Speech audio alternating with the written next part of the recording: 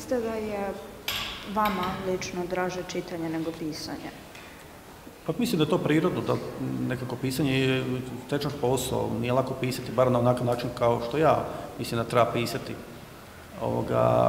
Tako da eto, ali nažalost danas puno ljudi pišu, a jako malo čitaju, toliko puno pišu da nemaju vremena ni svoje pročitati, ali to je njihov problem. Iako ste već pričali o tome na predavanju, da li biste ukratko mogli da kažete o piscima koji su vas formirali?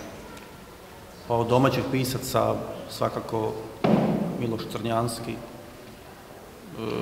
Miodrag Bulatović, njegove prve knjige, Danilo Kiš, zatim naravno ruski klasici, prije svih Tolstoj, ali pisci 20-30 godina, Remizovar, Cibašev, Piljnjak, Oleša, Beli, Platonov. Od stranih pisaca u prvom redu Kafka i Peter Handke.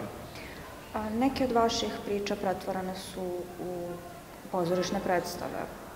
Kako se osjećate kada gledate vaša dela pretvorena?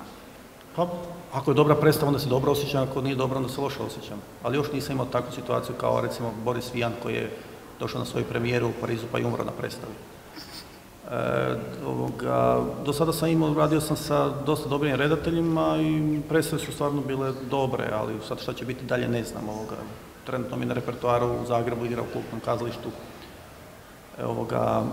predstava Vijatičari po mom tekstu, ali recimo prije par godina su mi igrale u Kerempuhu i u Gaveli.